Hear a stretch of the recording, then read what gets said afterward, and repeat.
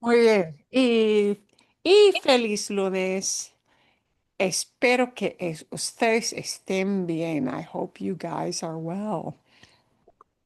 When when we get off the call and I stop recording, I need to solicit anybody's potential suggestions about brining a turkey versus just baking. Ooh, so ponder that for the next hour. Okay, but I'm not going to record that one.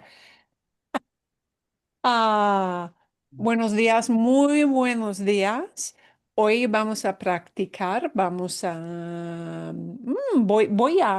a tomar sus preguntas del video de todo eso y vamos a practicar con verbos, ah, con expresar ideas en el presente, en el pasado y mezclarlo todo un poco, mix it all up just a little bit. Ah, quiero empezar la clase aquí con sus comentarios, con sus preguntas de este video. We watched, I think, the first 2 minutes, ¿sí? Mm. Sí, De todo esto, de las dos chicas hablando en la calle en Canadá, y quiero saber, I asked you to watch, to listen for when they flipped from present to past. Most of it is en el presente, but there are moments where they will interject about, oh, but this happened, you know? Oh, now see people are leaving. The concert has just ended. So they have those little transitions. And that is essentially what we want to try to dip our toe into poco a poco, little by little. Um, so we want to do as they did, but I want to know if you have any questions on vocabulary, o quizás una estructura. Is there any question you have on something you heard in that video where it's like, even though I have the subtitles on, I don't get this? Anything with a minute marker? No? Nada? Wow. Okay. Fue fácil, and I didn't give you a whole lot else to do, but listening to this, what most of it was in present, so most of it should have been kind of easy. And from the visual context, as Sam likes to tell us, from the visual context cues, because you could see what was going on, you can fill in enough of those Swiss cheese holes to get the idea of what they're talking about most of the time. Vale. Bueno, was that a difficult thing to listen to or an kind of a medium level? Okay, easy thing to listen to. I it's want kind to of medium. Yeah, Yeah, not I easy, mean, but medium. kind of medium. not Yeah, easy. Yeah, okay. maybe a little difficult for me, but A yeah, little difficult. Well, yeah. so what we're aiming for is difficult enough that, ooh, I have to listen closely Mm, and I Mhm. maybe need to listen a couple of times, mhm. Right. but not so hard that ni idea, I have no clue what's going on. No. Yeah. We don't want the Right. I got no clue Mhm. way over here, my head. Mhm. We want it somewhere in the middle, okay? Because we can only really grow when we have things that are a little bit harder than what we're comfortable with, a little bit Mhm. out of our comfort zone. Yeah. Okay. That is where you start to see growth when you get most of the ideas, but you have some things that are a bit out of your comfort zone. Um, I also want to know, también quiero saber, I also want to know, uh, was it helpful? Was it helpful for you to have this list of clues? See, Okay. Okay. See? Yes. Mhm. Okay. So I want to point out some things about this because you may want to go back and listen to it yet another time this week Mhm. in the long holiday week, especially since if you listen to it one more time, it'll be yet more familiar. I want you to notice, so I'm going to point things out in this vocabulary list. Uh, this verb era, we're going to talk about later today in our session. This is one of those, have it in your hip pocket and memorize what this word means, but I will help you with that.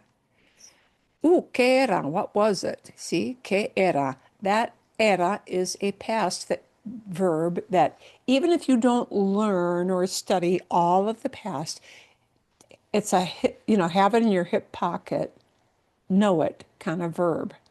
Because even though we focus more on presente as we're dipping our toe a little bit into what the past means, you will always hear this particular word. It's going to seep into conversations almost constantly because it means was. And that concept of saying was is just, it's so prevalent, you cannot eliminate it from daily conversation. So I want you to really notice and actually even memorize that particular verb.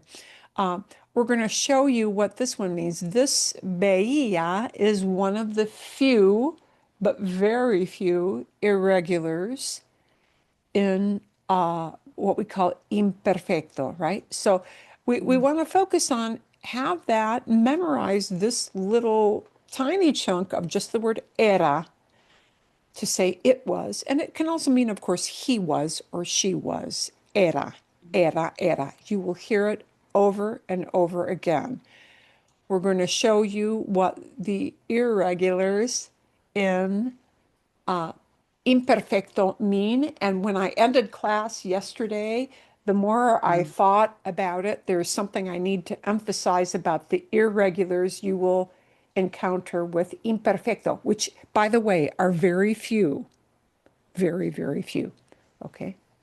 And I'm just going to cruise through the list. You may want to have this chunk in your pocket, odd as it is. It is kind of odd, but you actually do hear it quite a lot conversationally, in a conversational setting. Que en paz descanse. People threw this in as a little chunk all the time. Que en paz descanse.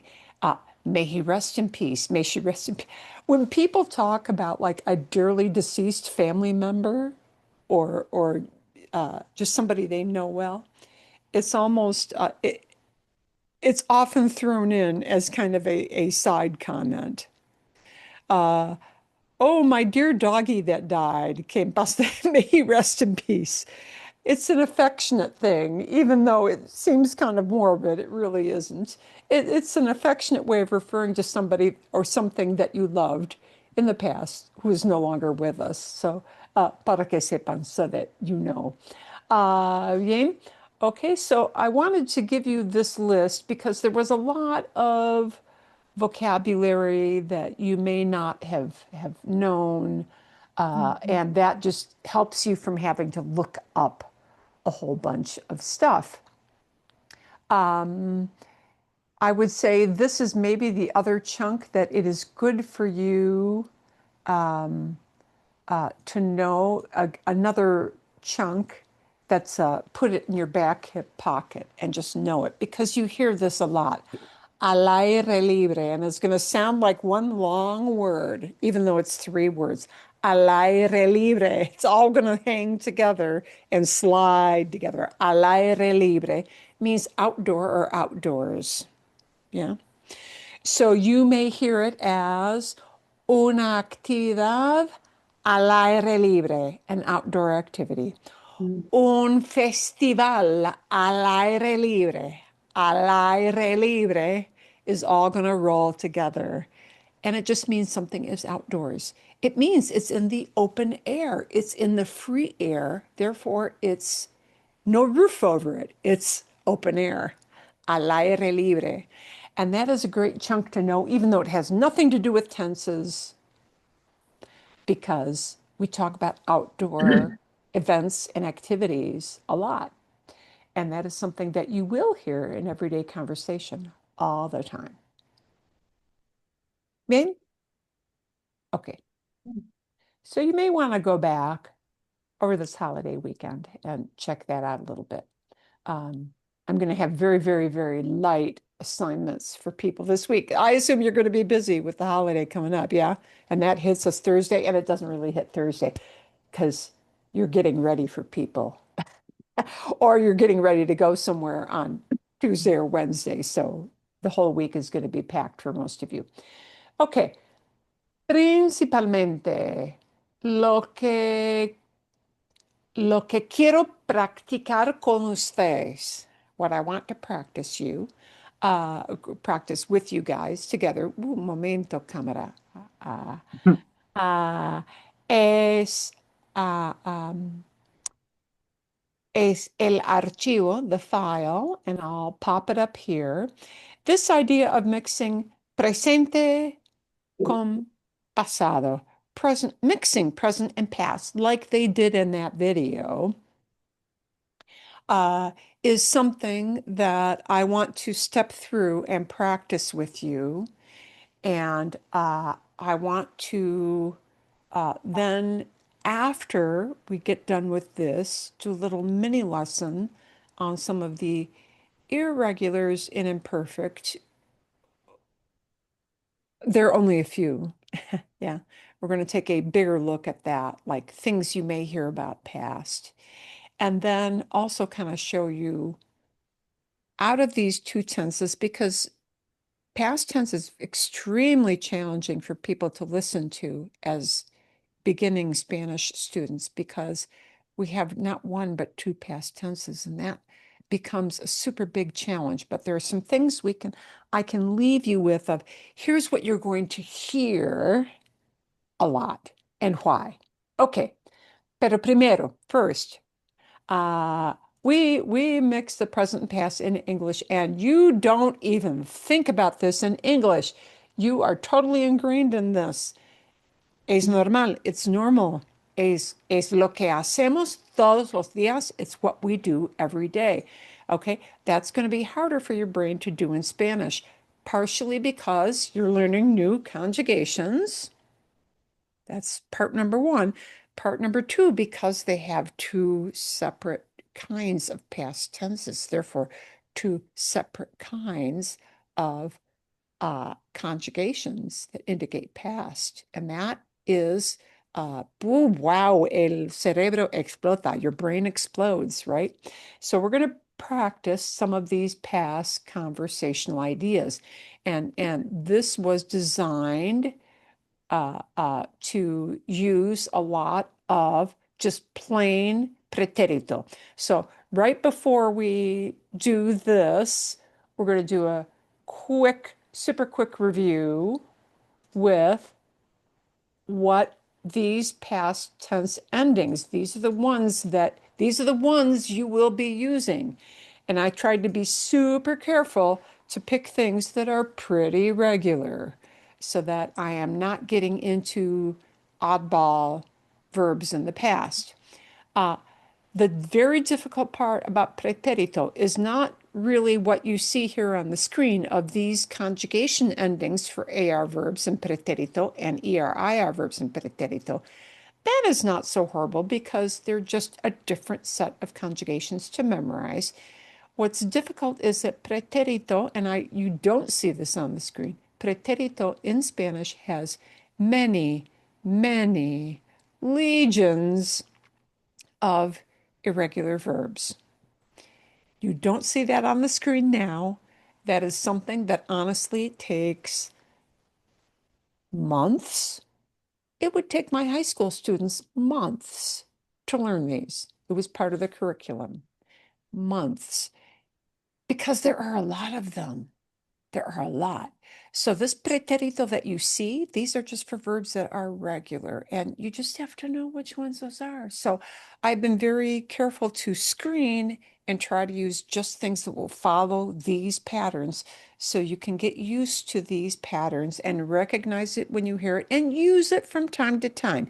Not use it a ton, but use it from time to time. Okay, that's our goal, just to be able to plug it in here and there with things that are common ideas, okay?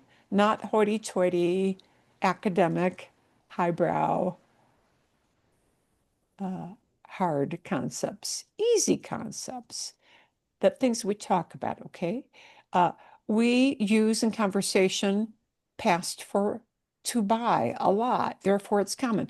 We use the past tense of saw a lot. And by the way, saw is one of our many, many legions of irregular past tenses in English. English has many, many strange past tense. How do you get to saw from to see, S-E-E, to the word saw? How do you get from drink to drank? Yeah. How do you get to from swim to swam? We have loads of irregulars that don't follow any rules, and you just have to know it in English. So Spanish, having a lot of hard things to learn in preterit, which you don't have to do right now, is not alone in the world of linguistics. Okay. We say read in the past a lot. And by the way, it's spelled the same way, but pronounced differently. Read versus read. We say them differently, but they're spelled the same. Why? I don't know. Yeah. We may use the word ran a lot. We probably talk about what you cooked or fixed or prepared a lot. We talk about when something started a lot. We talk about when something ended or finished up a lot. So these are using all of the very regular AR and ER endings, regular verbs, but using things that we say a lot in English. So that is our goal, because these are things you may hear people or you may want to use yourself frequently. And what we want to practice a little bit is mixing that present with past, doing the correct interjection of throwing in a past idea when we start off using maybe a presente, a present. So that's our little goal for today. Okay. And these are our baby step kind of sentences. So I have as presente. This is plain old present. You don't need to do anything odd with the verb tener. Just use it as you're used to using it. I have is not going to be past. It'll be, yeah, tengo. Uh, tengo, I have orange juice. ¿Cómo se dice orange juice? And we have Lajarante, jugo, Naranja. jugo jugo de naranja, de de naranja. naranja.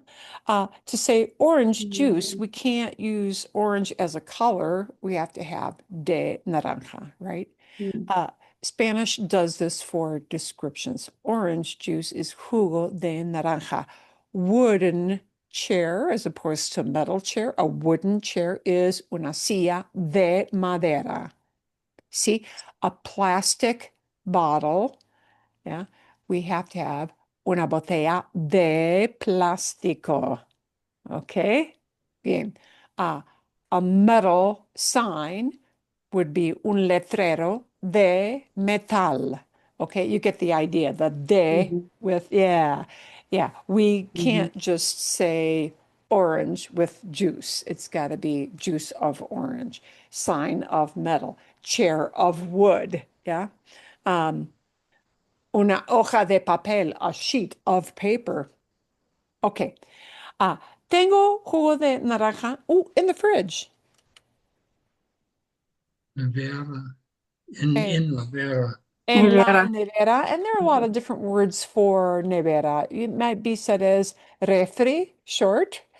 It might be said as refrigerador, which is kind of a big uh, mouthful. And see, for a lot of people, refrigerador, a lot of times that gets shortened to refri. Okay, la nevera, el refri, el refrigerador. Tengo jugo de naranja. I've got OJ. Tengo jugo de naranja. Okay, and now we're going to inject a past idea. So the tengo part is easy. I have. Porque, because I bought. Okay. Bought is Compre. compré, Compré. not compre. Now, Compre. cuidado, careful. Here's where what you punch, yeah, Compré. makes a difference. Compré, compré.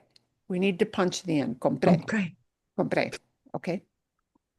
And you don't have to make a big deal out of compré. No, just compré, compré, compré. Because compre means you're telling somebody, buy it. Compre eso, buy that. Yeah. So compré is important because now it tells somebody, oh, I did this. Compré, compré, compré. And now, ooh, we need the it. We need the it. And the it is who. So what little word? And here we do need an it word. And there, Lo. sí, Hello. Lo Le. compré. lo Le. compré. Sí, No. Lo. sí. Porque lo compré ayer en el supermercado o en el super. Somebody may shorten that just to say super. ¿Sí? Tengo jugo de naranja. That's just presente, right? But this compré is the I bought part that we're practicing that's new. See, compré. Lo compré, it I bought. And think of it in that order. It I bought. Okay. Right, ayer. Bien. And it's compré, because comprar is an AR verb, and the AR verb needs these E endings for yo, right? Okay. Vale. Bien. Good. Oh, there's a big event in the park, and that's a present idea. ¿Cómo se dice there is? I. I. I. I. And today I'm going to show you late in the class what happens to I when we make it pass, because that's a word to have in your hip pocket to know by memory, because we flip-flop between there is or there is, there are, and there was, there were all the time in English. So it's a hip pocket, have it in your hip pocket kind of verb for both present and past. I un evento, un evento grande, un evento, you might say importante. Yeah, there are a lot of ways you might say that big event, importante. Well, a lot of ways you might use that. Hay un evento grande, hay un evento importante. Oh, at the park, Al. A la parque. Al parque. en el parque, because, Porque. porque, because, and now we need an I saw. Vi. Be, yeah, it's as simple as be. Be, ver, ver is an ER verb, and when you get rid of the ER to conjugate it, all you got left is that be. Mhm. Okay, so that's an easy transition because okay, IR verb. Oh, yep, that's it. And now that if you were to write it, it used to have an accent mark. It doesn't anymore because people said, why do we even need an accent mark? That's the only thing you can punch. It's kind of silly. We're not going to require an accent anymore. Mhm. You may see it written out either way, with or without an accent mark, para que sepan, so that you know. But Mm. okay, porque vi, okay, and now we need the chunk of lots of cars. Mucho. Mucho. Muchos carros or autos or Cerca de. cerca de, oh, just cerca. Just Cerca. cerca. Yeah. Nearby is just cerca. Often we use that as cerca de, and we use it as cerca de when I name something else. Mm. So if I said near the park, then I need cerca del parque. Mm. Near my house, cerca de mi casa. Yeah. Near the street, cerca de la calle. Then I need cerca de when I name another place. Yeah. Even cerca de mí, near me, cerca de mí, right? But just nearby with no place named, it's just cerca by itself. Okay, so we've got B. Here's where we interjected a past idea because we say I saw a lot. It's an Mhm. easy word to use. B. Okay. Hay un evento grande. Sí, eso. Vi muchos carros. Vi muchos carros. Okay. Bien. Let's use abrir to talk about a store is opening this week. Ooh, there's a new store opening this week. The new store is opening this week. Uh, la nueva tienda is opening. Abriendo. We could say está abriendo, but to say está abriendo creates the impression that while I am talking, Ah, the door is swinging open right now. And is that Mm. probably the best? No, that's no. probably no. So we're just going to take abrir and Ab- conjugate it and put it Abre. abri- abre. abre. Abre. Uh, some people may express this as se abre. Just so you know, you may hear it said as se abre is opening up, meaning It. kind of like an invisible hand is doing it, but I don't know who. Yeah, somebody is doing it, but I don't know who. But yeah, because the store is not actually a person. It's sort of yeah, it's an entity, right? It's not a human being. So you may hear it as se abre, you may hear it as abre, but the important thing is that you've got the abre. La Mhm. nueva tienda abre this week, Esta semana. Esta semana. esta semana, esta semana. Okay. And now we want to interject our past idea. I read about it. And we need leer Leí, for yo. Leí. Leí. leí. Leí. Leí. Leí. Now notice when I get rid of the ER to conjugate, leer, I still have that extra kind of like a hangnail. And that needs to stay there. Yeah. Mhm. That that le, L-E, that E needs to stay there. The second E is what goes away when we conjugate it. So lei, lei. And I've got both of those vowels. I punch the E a little bit harder. So it does need an accent mark. We do need to emphasize the E sound a little bit more. Lei, lei, right? Not lei, like a Hawaiian lei that you put around your neck, but lei, Mm. lei. Uh, I read about a ley About. de esto, okay? Uh, in the newspaper, en Mm. El periódico. Periódico. el periódico. Leí de esto en el periódico, en el diario. Some people may use diario like a daily news thing as instead of periódico, but it's just a different vocabulary word for newspaper. Leí de esto. And here we've got leí, see, as our past idea we're injecting into the conversation. Okay, now we're going to talk about a habit, a routine, if you will, versus a change of habit yesterday or on a different day or at a different time. In this case, at a different time. I Can I run ask a every question morning. about number three before we go to four? Oh, sí, sí, sí, sí. Okay, as I'm doing Spanish, learning it, I'm trying to make a mental note to put the noun first and the adjective second. And when I first wrote this out, I put La Tienda Nueva. Oh, Can you instead do of, that? yeah, yeah. You could do that. Sure, you can. Yeah, see. Okay, so what we're doing here is this is not meant to be like a strict translate because people may plug in different words of ideas that are so similar, but they still convey the same meaning.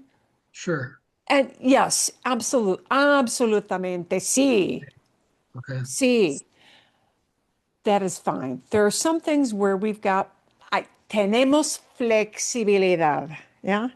As long as a different chunk of words conveys the same idea, you're good, okay? Bueno, okay, Bueno, adelante. Good point. I run every morning. We just need presente here. Corro. Corro, right. sí. Todas las mañanas. And notice something, because here is a chunk where you may use a couple different phrases. Todas las mañanas, or you might say cada mañana. Both those chunks convey the same idea. They are only different in tiny ways. Todas las mañanas is every morning. Cada mañana is each and every morning. Both those chunks convey the same idea. They are interchangeable. They communicate the same idea.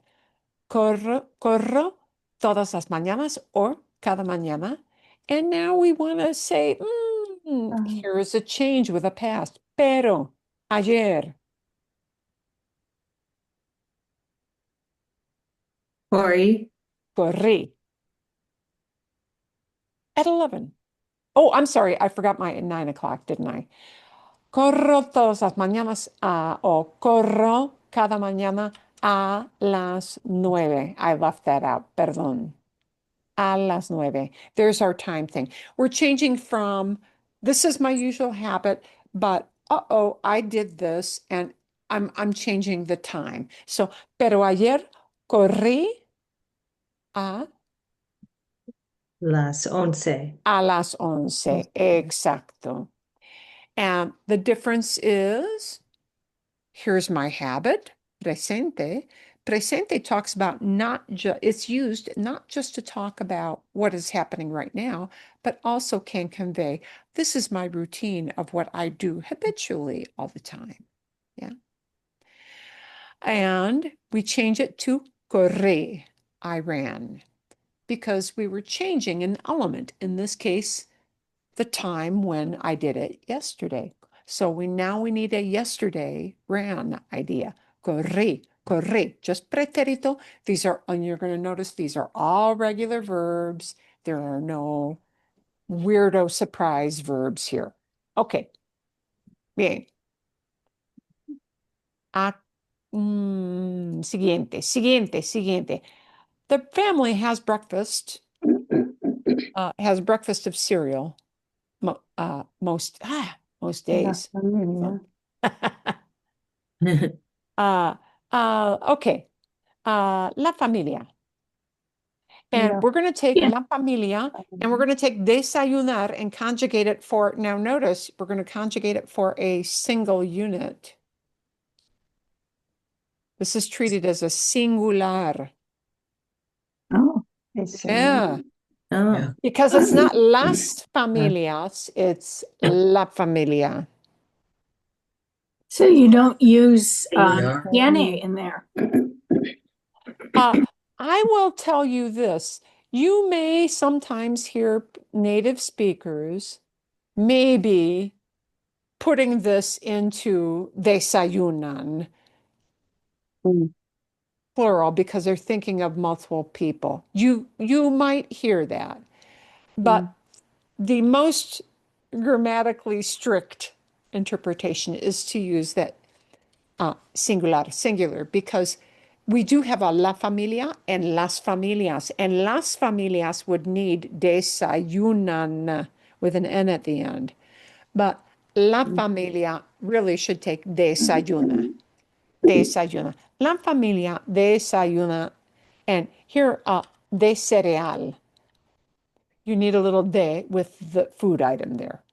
Don't worry about that. Not a biggie. La Can I ask a familia. question? Sí. Um, I understand desayuna, pero I want to stick a tiene in there. Oh, okay. Tiene, tiene Tiene, que, could I say this as tiene un desayuno? mhm. Has a breakfast? Could I do that instead? You could. See? Yeah. Mm. Okay. Is that not, would somebody understand what you were saying? Yes. Would it sound weird? No. But what I want to emphasize to you is that eat breakfast in English needs two words, Mhm. right? And in Spanish, the quickest and most direct way is to just use a one word special thing. And that one word special term is desayunar. Whereas we in English need more than one word. I guess you can use breakfast as a verb. They breakfast on the porch. You can, but do we conversationally really do that a lot? No, we don't really. Okay. Uh, that what is super natural to a native speaker is to just use that one word. Okay. Yeah. Gracias. Yeah. But does it make it, would you have a hard time would somebody have a hard time understanding you if you plugged it in using that instead? No, somebody would totally understand you. Okay. There we go. Presente. There's our present idea. See? On Sunday, el domingo, mom cooked eggs. Ah, mamá. Mama. Ah, And now we need either preparar or cocinar. We need either preparar and an AR verb. I'm gonna Preparo. yeah, both of those are AR verbs, so we need a one person doing it. And I heard the right stress there. Bravo. Yay. I heard the correct stress here. So we're going to plug both of these in.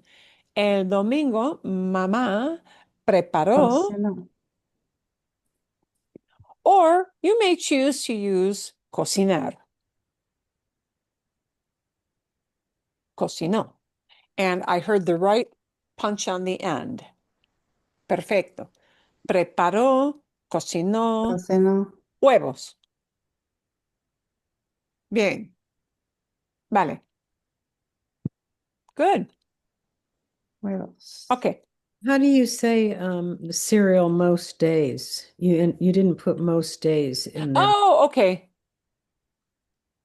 Mm, most days might be, and here's where you might hear different chunks plugged in. Mhm. La mayoría de los días. Mm.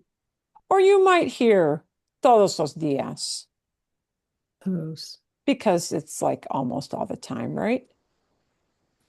Uh, uh, or you might even hear normalmente.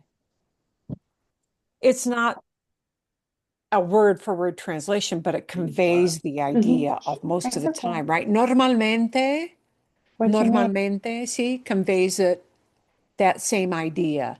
So this thing, which I think it was you, Andrew, who brought this up originally, can I plug in a different? Yeah, sometimes you you will often hear native speakers deviate from a strict translation kind of thing that your brain maybe has mapped out to different chunks of words that convey the same basic idea, the same basic message.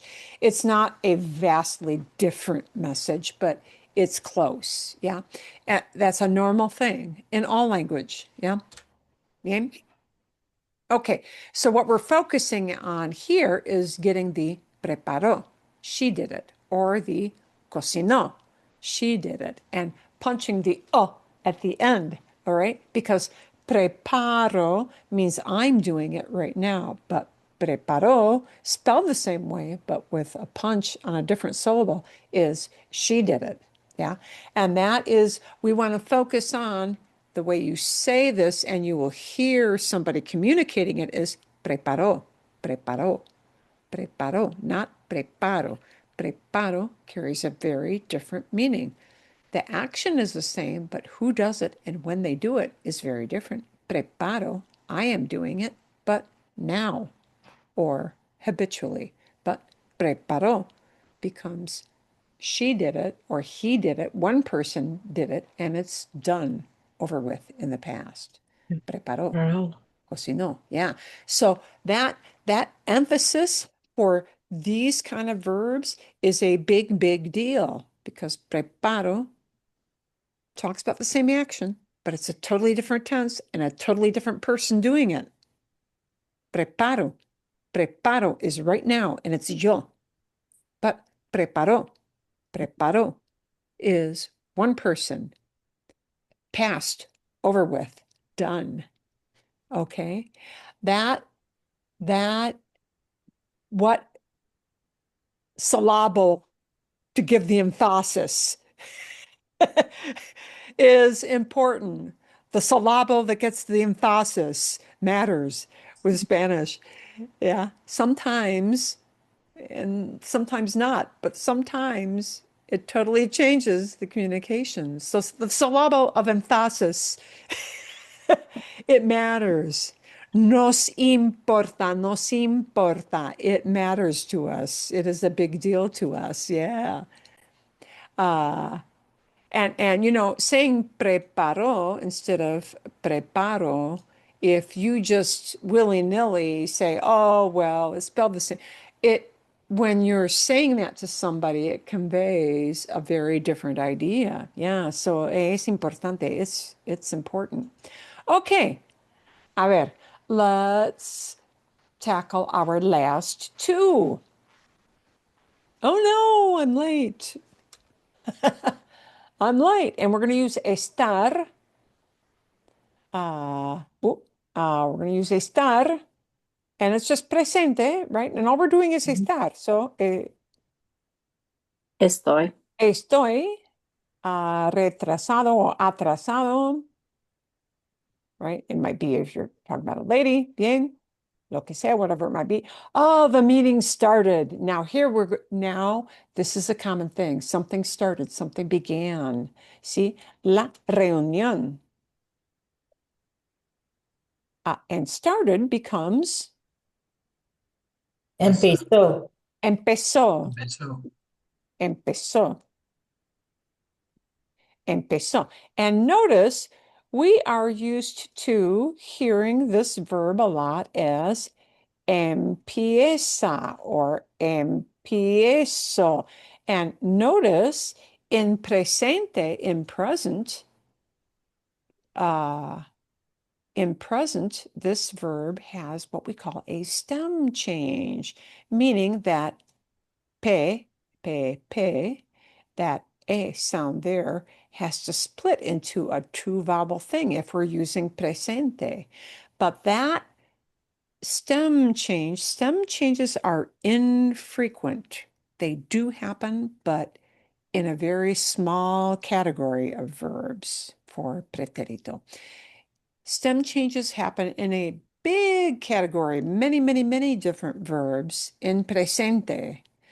But when we use preterito, the number of verbs that use a stem change in preterito are very few and very small group, not very many. So that stem change that you expect to hear in presente, empieza or empiezo, that IE is no longer needed for preterito, empezó. The P stays P.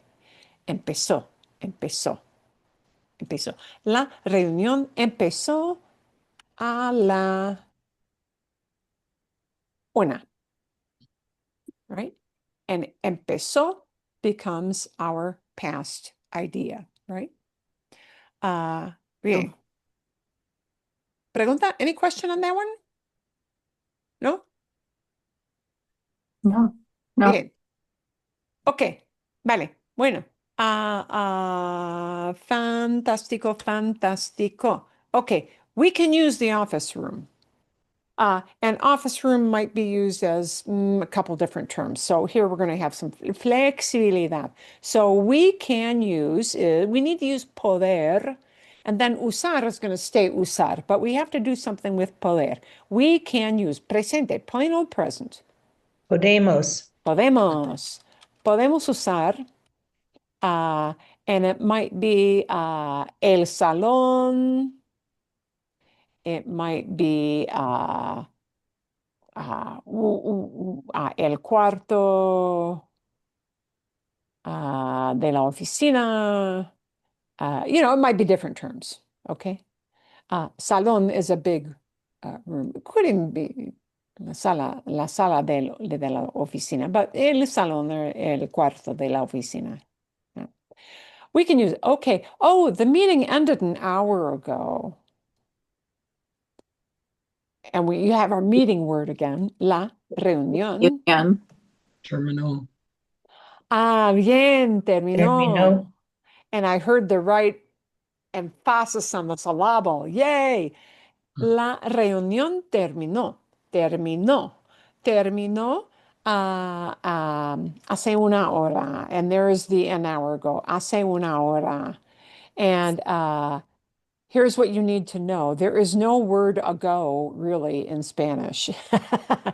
But if I've got a preterite idea like terminó, a preterite verb, I can just plug in, and this has to be hace una hora, because I don't really have an ago. That is the chunk that means ago. And we define how late ago or how long ago with the una hora. Hace una hora. Okay, la reunión terminó. You might hear, instead of terminó, a different verb, and that is acabarse. Acabarse, and it's a reflexive, so we need that se if we use it. So Acabó. acabó. And this is, I don't want to say favored, but it is frequently heard. Se acabó. It's done. Se acabó means it's over with. It's over with. It ended. It finished. Yeah. You walk in because you think you're on time for an event and you got the day wrong or you got the time wrong, and somebody looks at you and says, se acabó. It means it's done, baby. It's finished. Se acabó. Se acabó. Se acabó is an alternative to terminó. Yeah. But you may hear this used. This is a word that people like. It's a verb that people like. Okay. Bien. This probably was a little hard. Yeah. Un poquito o no? Poquito. Un poquito. Un poquito. Okay.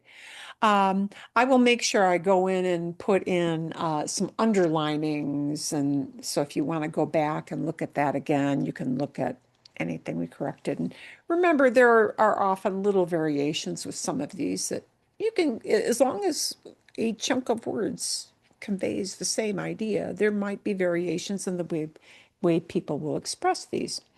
But it's good to get used to being able to once in a while. You don't need to know every preterite verb. It takes a very long time because of the number of irregulars. It takes a very long time. But it's good to recognize it because, like in the video we saw, see, en el parque in Canada, in the Canada Park video, you will hear these used a lot and they sneak in. Yeah, they sneak in. They plug in a past idea and just plop it there. So you're going to hear these a lot when people talk about, even when they're talking about what's going on right now, a past idea will come up and be injected and get slipped in. So we want to recognize it when we hear it first. That's our main goal. But to be able to use a few of these, like in these easy ones, Es importante. It's good. It's important to do. Okay. So I want to point out the irregular preterites eventually, para que sepan, so that you know, will in some ways look a little and sound a little related to these, but quite often what happens with the very huge category of irregulars is that many times the stem itself, that means the whole front part and middle part of the verb that doesn't have the AR, that doesn't have the ER, that doesn't have the IR, that's the stem. Quite often with the irregulars, the changes happen in the stem, and the endings will be very close to these that you see on the screen or exactly like them. Okay, but there'll be something flaky, weird going on in the middle of the verb. And just so that you know, and one of the examples that you had on your screen or on your file from the Canada video, the vocabulary file, was that word dije. Decir, D-E-C-I-R, gets a D-I-J. And that means some of these irregular preterites, the reason they're so hard is that I certainly don't recognize D-I-J as something that comes from a verb decir, D-E-C. So a funky, weird thing happens with the actual middle chunk, the principal chunk of the verb for these irregular preterites. Okay, just so you know. Okay. And that dije, I said, is a classic example of that. So we're only looking at these, so we recognize these past idea conjugations. Bien. Okay, there are tons and tons of irregulars. The one that you should maybe memorize is this one, because we often have a need to say went instead of am going. Yeah, we often have a need. We often use, this is a high frequency word. And something that starts with an F sure doesn't look like ir, I-R. It sure doesn't look like it comes from ir, I-R, right? So, Right. yeah, so you get my idea of how preterites cause people, preterite tense conjugations cause lots of angst, anxiety for people who learn Spanish because there are a lot of irregulars. But this one, because it is so often heard, is a good one to memorize, right? Especially the yo and the nosotros forms, yeah? The fui and the fuimos, because quite often we have a need to say this ourselves. So, fui, I went, and fuimos, we went. So those are just little chunks to be memorized. Maybe the fue, he went, because yeah, you'll hear that a lot too. But these three, I would say fui, fuimos, and fue. They're maybe good to just memorize because high frequency. Okay. All the other irregulars we're not going to talk about in this whole fall session because there are just so many of them. But what we are going to talk about is something related to this imperfecto now. Okay, so here starts our mini lesson. Y voy a engrandecer. I'm going to make this bigger. Bien. Okay. Now, imperfecto, imperfect sounds like something is not perfect. And in a sense, it is not. That term, imperfect, meaning not perfect, does indicate something about the nature of the past tense. It is a past that is not perfectly finished. And that's why it gets that grammatical name of meaning not, imperfect. It is not perfectly encompassed into an easily defined beginning and end. And that's why it gets that grammatical name of imperfect. But as a descriptor of being perfect, actually, this tense is one of the most perfect tenses you can have. Perfect in the sense that it's easy to learn, perfect in the sense that there are hardly any irregulars.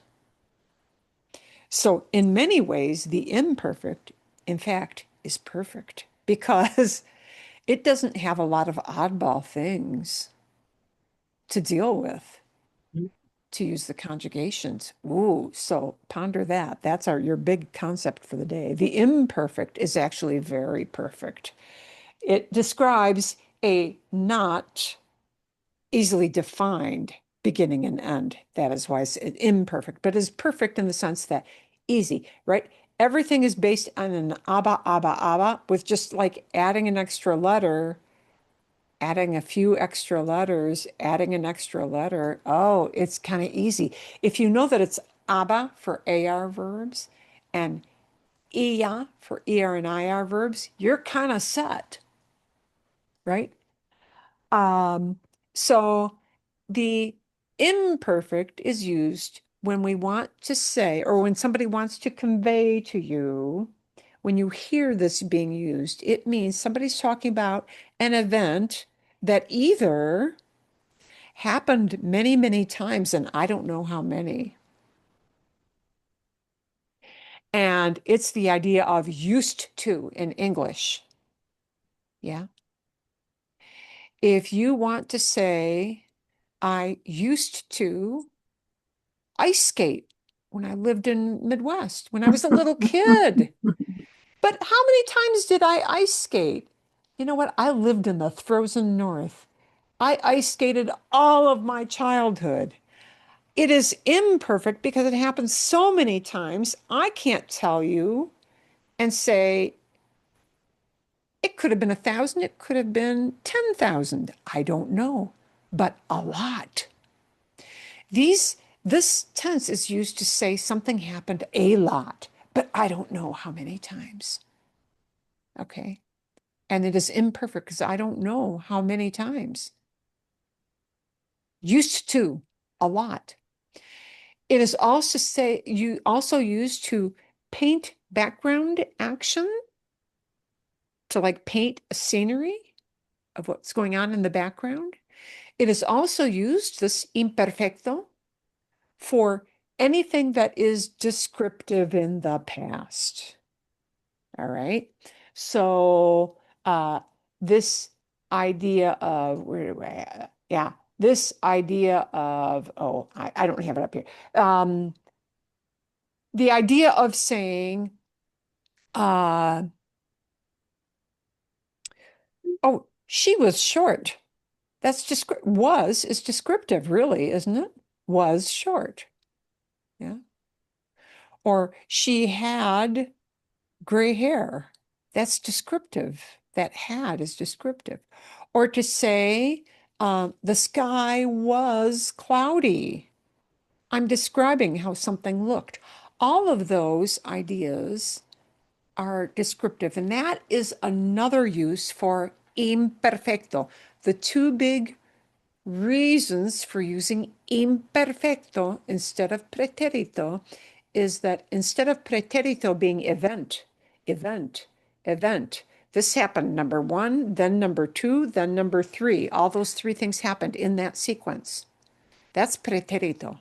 But imperfecto may have descriptions, right?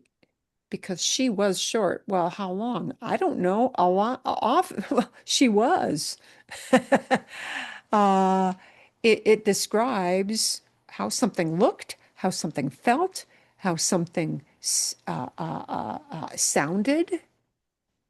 It describes something we cannot peg or fix to a specific time, and then it was over. Okay? So imperfecto has a couple of different jobs. Actually has more than those two jobs, but the two main jobs are descriptions in the past and something used to happen. It happened a lot, but I don't know how many times. So that's why we need to recognize imperfecto. And the perfect thing about this is that they're all based on either aba for AR verbs or ia with some little letters added on. Okay? Bien? Are you with me so far? See? Yes. Yes. Okay. Now, again, we want you to recognize these, not use them perfectly, although they're kind of easy to use because I'm going to show you now where they're regular and where they're not. And they're very easy to figure out compared to other tenses. One thing you're going to notice in Spanish, a verb that is irregular in present might be perfectly regular in preterito, and 99.9% of the time will be regular in imperfecto. All the time. All the time. So a verb that's irregular in one tense in Spanish might fall into regular categories in other tenses. Just so you know. Yeah. Para que sepan, so that you know. So 99.9% of the verbs in Spanish follow this form for imperfecto all the time. Wow, that's why it's perfect. That's great. Now, here's how many verbs are irregular in Spanish in imperfecto. 3. 1, 2, 3. That's it. Wow, this is a gift from God. There are only 3 irregular verbs in the tense we call imperfecto. Wow. Okay, here's the thing I didn't tell you, but I should have last week. I should have told you this. Here are the 3 irregulars. Ser, ir, and ver. Wow, that's it, baby. Nothing else. And ver, I almost say, is kind of even hard to count as an irregular. Why? Because it's an ER verb and it uses what you expect, ia endings, but here's the thing, it keeps the E of the ER, which almost seems like a cheat.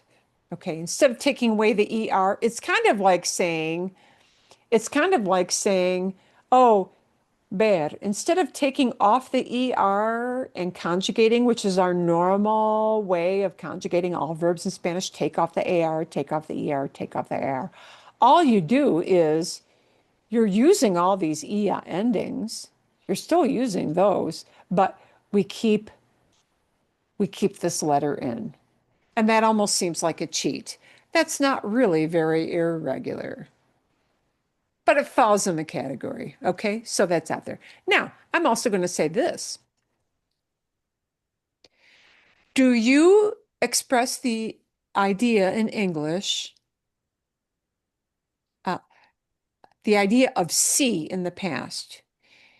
Do you use see in the past more often as saw or more often as used to see? What do you conversationally say more in English? What do you use more, saw or used to see? Saw. Saw. Saw. Okay, so here's one good thing to know. Ver in imperfecto is really specific. Used to see is, well, we say it sometimes, but what you need, in conversation, in chit chat, is not imperfecto very much. Yeah. What you actually need is this for ver because of the nature of that verb, just because of the idea we want to convey. Because what we conversationally use more in English is saw. This is what you're going to need for ver more. This particular verb, ver, you're going to use more with this. Vi, viste, vio, vimos, vieron. That's what, as a habit, you're going to need more. So ver exists in imperfecto, but because of the nature of what that action is, to say it in the past, you're going to need the preterito more for that particular verb. Just because it's an event. Yeah. Okay. Mhm. So things to think about. All right. We're going to take a look at now I've whittled these down. You don't need to memorize ver and imperfecto so much, but these two you may need to know more a lot. And we're going to focus a lot on this one here, ser. Here's what I should have told you last week, but I didn't tell you. Unlike the idea that we memorize these endings, they're a form of aba or they're a form of ia. Unlike those, these are endings. They are little suffixes that you tag on to the end of a word, right? They are endings for a verb. Unlike those, this verb ser doesn't have endings. It's just the whole verb is irregular. Yeah. And I'm going to show you what I mean by that because I would have 15-year-old kids who would misunderstand this, screw up a whole test, and I'd have to go back. This is why you got an F. Don't worry about it. We'll fix it next time. And it took me a few tries of people making this mistake to realize why they were making this mistake. I'll show you why. Here's a thing to keep in mind. Ser, this is a great verb to have in your back hip pocket. And just know that era, era, era. It looks like the English word era, like Taylor Swift, the Eras tour.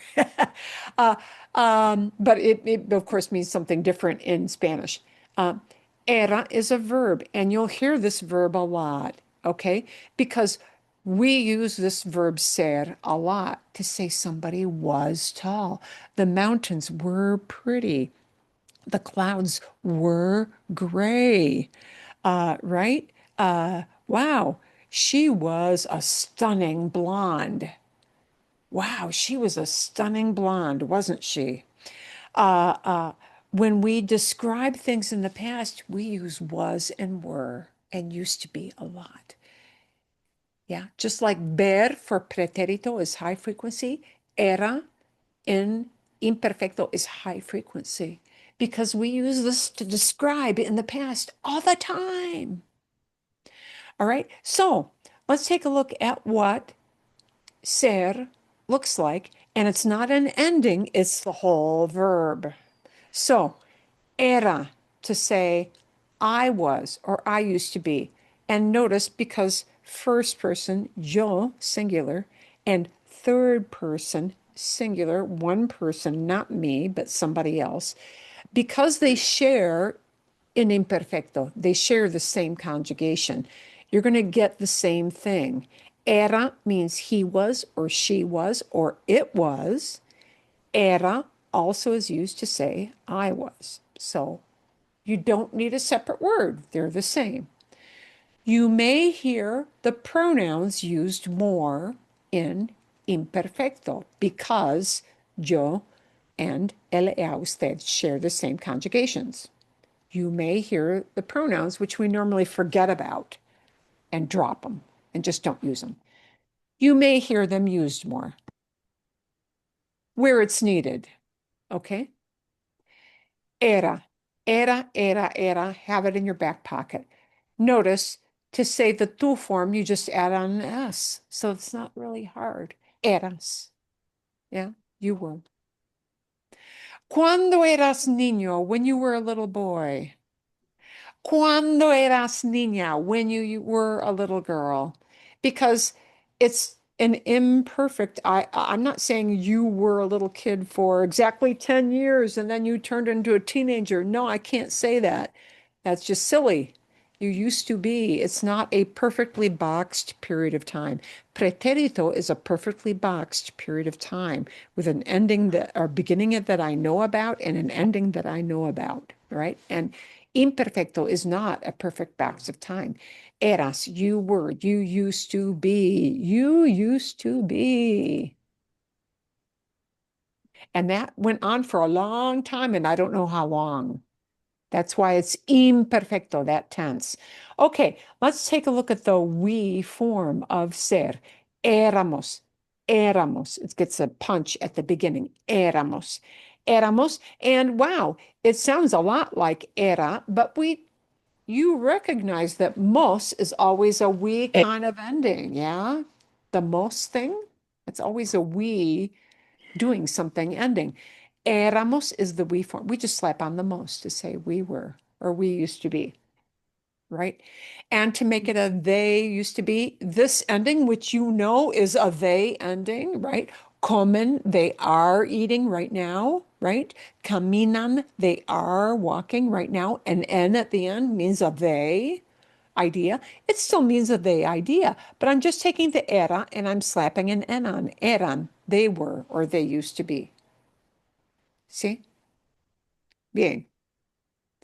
Okay, so era is a great word to have in your back pocket because when you hear somebody using it, they are describing, likely, often, in many cases, they are describing something or somebody in the past, era. And that's the one irregular imperfecto you should have in your back pocket, era, era, okay? This one, again, is kind of like the verb ver. Ir also is irregular in imperfecto, but lower frequency use.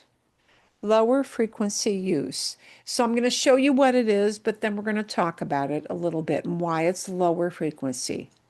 Okay. And now, what we're going to talk about is, again, it is not an ending. It is the whole verb that is irregular, not just the ending. Okay. So I used to go becomes iba. You used to go is ibas. He or she used to go sounds just like the yo form, iba again. We used to go, or we were going, is íbamos. Again, we slap on a mos. Yeah. And they used to go is iban. We slap on the N ending to say more than one person. Okay. Now, okay. Bien. Let's talk about this for again a minute. Just like ver, conceptually, just like ver. Conversationally, we say ver in preterito way more because our need to say I saw is higher frequency than I used to see. Yeah. Ir is the same, behaves or is used in the same way. To use ir in the past, what do you say more? I went or I used to go? Conversationally, what do you use more? Higher frequency. I went. Went. Yeah. Yes. Conversationally, our need to use went is much higher frequency than our need to say used to go. It just is. Why? Well, it just is. Yeah. Went is something we just use with higher frequency than used to go. So, So no, Marilyn, I have a question about that. So if I went, wouldn't that be the preterit? And then like used to go yes, was like, I used to go there a lot. right. So, okay, conversationally, you're going to use preterito way more for ir. Okay. Yeah. Okay. So this becomes a thing. We're going to talk about that. This is very kind of conceptual, but let's think about it. Uh, it's good for you to know that ir is one of the three irregulars in imperfecto. Okay. It's good for you to know that that's an irregular. But the fact of the matter is, this is what is going to be higher frequency. That do I need to know this and recognize it more than the IBA thing? Yes. I need to know this and recognize this because it is much higher frequency in everyday conversation to manage to get by.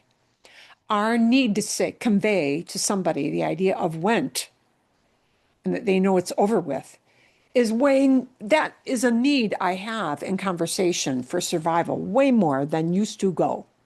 So you're going to hear ir used much, much more in these preterite, odd, strange, irregular ending. And that's why I said these are good to have, keep them in your hip pocket. You'll hear it more. Just like you'll hear viste, vimos, vio, way more, you're going to hear fui, fuiste, fue, fuimos, fueron, way more. Okay? For went. For went. So for ir, preterite is what you want to kind of memorize. It's an irregular, you kind of want to memorize that. That's important. Okay? Do you need to memorize? Do you need to memorize the IBA? I would say you probably don't need to memorize these. No. Do you need to memorize these? Yeah, because you hear it a lot. You'll hear people just saying she was, he was, they were, it was. Yeah, you'll hear this a lot. Era. So know that ser is used a ton frequently in imperfecto for the past. Super common. Worth memorizing. Ir is used We as, have a new offer of $55,000 in the form of this is used a lot in preterito. Good to know. Yeah. What's likely? What are you likely to hear a lot? Where you're likely to hear one versus the other a lot. Okay. Bien. Okay. Now, I'm going to show you something just as a kind of a caveat, a warning. What I meant to tell you when I said, oh, I should have explained this week, that these are not endings, these are the whole verb. And these are endings, these are a whole verb. I would get kids on a test writing something like this. I'd say, hey, show me the forms of tener in imperfecto. And I thought, well, this is a gimme question. They'll all get this right. And you know what I would get people saying? What I expected to hear them say was tenía, tenías, teníamos. That's what I expected. And here's what a group of kids started to do. Teniba. What is that? My brain said. You know what they were doing? They were taking this iba and saying, oh, it's an ER verb. I'll stick this iba thing on the end of tener. No, no can do. No can do. And then they'd have like a big argument with me. Senora, you are so wrong. You are so wrong, senora. You are so wrong because you taught us this iba thing. I said, that's a whole verb unto itself. Just like this is a whole verb unto itself. And some kids started using era and like tagging it on the end of a different verb. You cannot do that. So this is just caveat, okay? This is a whole verb unto itself. It is not like this nice category, an ending. Yeah, these are endings, but this is a whole verb. Okay. Just so you know. Okay. Bien. Bien. Let's talk. Okay, let's stop for a minute. Let's stop for a minute. Okay.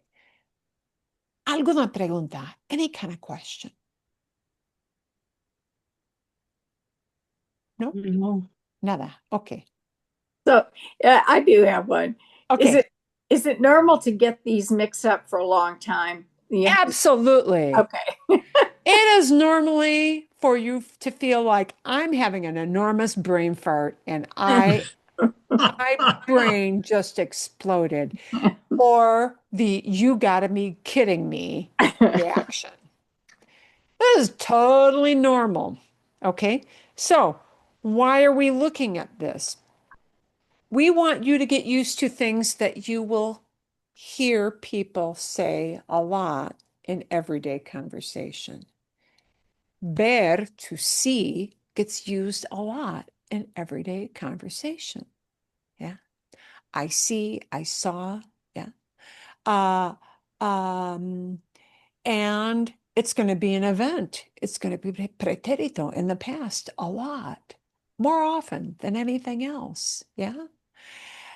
Ate, walked, bought, drove, past preterito ideas, because I did this, I did that action, I did that. I played in the park. Preterito, a lot. Yeah, a lot. Preterito is used for events, things that you do and you know they're over with kind of soon, kind of quickly. Yeah, yeah. An action that's easily somebody uh, um, yeah, somebody planted their flowers. That's a past event. It's over. It's kind of easy done. I can put it in a little box if it happened and it's done. Yeah. But what if I want to say, wow, the mountains were pretty this morning. Now it's a description in the past and it's got to be eran. Las montañas eran imperfecto, eran hermosas. Las montañas eran hermosas. Yeah. If I have a description in the past, that's not an event. Yeah. Planted, I did it. Ran, if you're a runner and that's your exercise, ran. You played pickleball, jugar, it's an event. It's something you did. But the mountains were beautiful after all that rain. That's a description. And it's going to have to use that imperfecto, eran. Okay? This is why this is the idea we want to convey. You're going to hear some of these verbs used more frequently in one tense versus another. Verbs will have their little niches. Yeah? Things that you will hear a lot in one category, like be, as an event, versus it was, era. It's just an oddball verb. You got to have it in your hip pocket and know.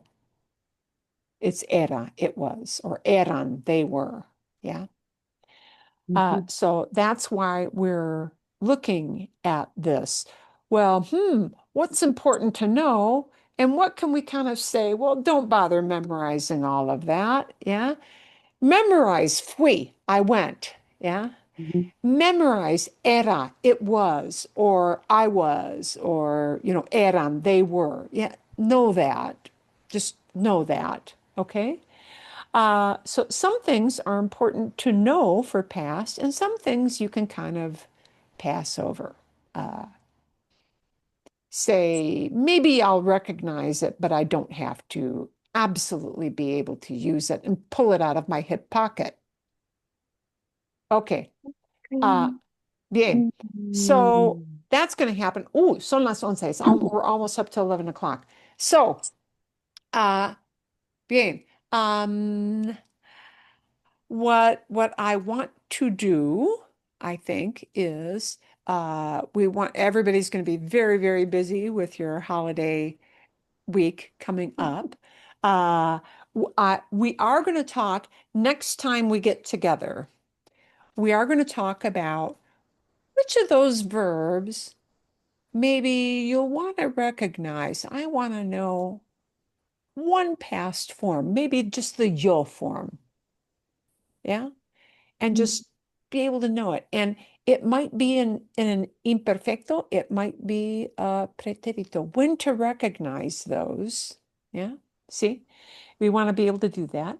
I'm going to say, because everybody is super busy, uh, unless you guys feel differently, I'm just going to give you a silly, short, easy to listen to new video about ordering a cup of coffee. Yay. It's easy. It's easy. Yeah. It's like, and if you've ever been to a Starbucks, you'll be like, oh, I have lived this. I have lived this experience. I have gone through this. Bien. Okay, especially if you're a younger person, you may think this is totally normal. But if you're an older person, you may be, I mean, it sounds real. We're going to send you a silly and easy to understand video, yeah, that doesn't really need a lot of translation. The only translation, yeah, matcha. Anybody know what matcha is? Mhm. Yeah, okay, yeah. Some of you don't. Matcha is a thing you may order. It's a drink. A drink you may order. It's am I correct in saying it's like more herbal or tea-like Green drink? tea. Yeah, Mhm. matcha is a type. Matcha, So green tea. just know, like, don't frantically, because you're going to hear the word matcha, and it'll be like, oh my God, I got to look at it. It's a type of drink. Okay. But it's going to be a silly and easy video to just listen to and kind of have a chuckle, and get some, off the cuff Spanish listening. And it's super slow, super slow. Good. So I'm going to give you that because it's super slow and it's short and it's easy, and you'll get to have a nice chuckle. And I'm going to say, if you want to go back and listen to last week's video about the long walk in Canada, and listen to it again, and listen again for when they throw in a past idea. Maybe a good idea if you have time. Yeah. But nothing attached to it. But when we come back after the holiday week, we will start to look at, what verbs will I hear a lot in these past ideas that I may want to know? Ooh, I will hear this a lot because when we speak, we say these ideas a lot. And we'll come back and we'll look at wait a minute, that preterito and the imperfecto. How do I decide? You'll just know because I'll tell you what you can know and what you can predict and what you will hear frequently. All good? See? Yes. But I assume, do you really need a lot of heavy load work this week? No. Do you have a lot of things on your to-do list? Yes, you do. Yeah, of course you do. So Stay away from me. yeah, that's where we're gonna that's where we're gonna leave it. Um, I'll show you the basics. This is going to be one of those experiences, and for the younger one of you, for those of you who are younger, where going to Starbucks is a normal experience, it's fine. And this won't even be 8 minutes because they do a lot of advertising at the end. It'll be only uh, a 6 minute video. That's the end of it. See? Wow. And ooh, un Starbucks. Qué lugar bonito. What a cute place, ¿no? Cuando una persona entra en una tienda Starbucks, es toda una experiencia. It's all an experience, isn't it? Yeah. It's also cute. It's decorated so cute. It's so pretty. Yeah. And pretty soon, you're going to see that she gets a little bit frustrated with the ordering experience. Yeah. Because it comes down to too many choices. Isn't life sometimes just too damn many choices? Mhm. It is. And that can be frustrating. So that's why you'll get a very good chuckle out of that. Okay, todo bien? All Okay, good? Está bien. Todo bien. Está bien. Magnifico. Ah. You got a light Guys. load. You got a good chuckle video. And